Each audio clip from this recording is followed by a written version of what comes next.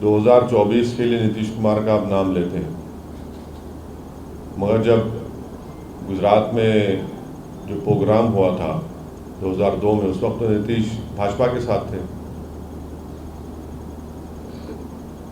फिर वो बीजेपी के साथ मिलकर बिहार में सरकार बनाए।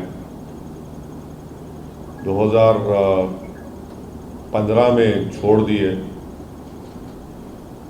17 में फिर भाजपा के साथ आ गए।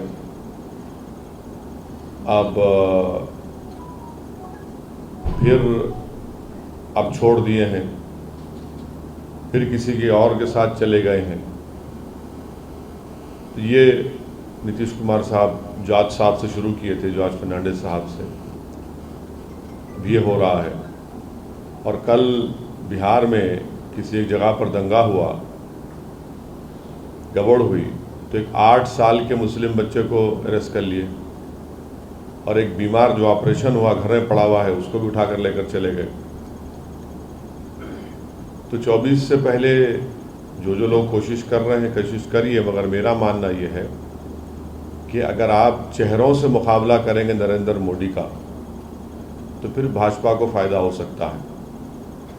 तो बजाय उसके जो जितने भी लोकसभा की सीटें हैं उस पर हम सबको बीजेपी से मुकाबला करने की ज़रूरत है।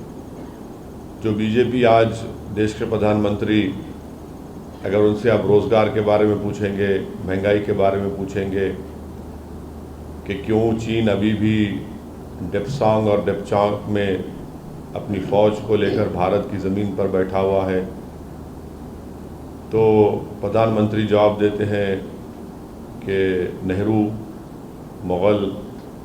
ज़्यादा आप पूछते हैं कि ये इतने बड़े इंडस्ट्रियलिस्ट का कॉरपोरेट टैक्स क्यों माफ़ कर दिया गया, या जो भी उनको मदद क्यों की गई है, और किसानों को क्यों नहीं की जा रही है, तो वो बोलेंगे सिस्टम मुझे काम करने नहीं देता। 300 MP उनके पास हैं। पंडित नेहरू के बाद अगर कोई पावरफुल प्राइम मिनिस्टर है सेकंड मर्तबा, तो वो है, मगर उसके बावजूद भी वो सिस्टम की बात करते हैं। तो इसीलिए मेरा मानना ये है कि अब इस देश को एक कमज़ोर प्रधानमंत्री की ज़रूरत है। ताकतवर तो देख लिए, अब कमज़ोर चाहिए, ताकि वो कमज़ोरों की मदद कर सके।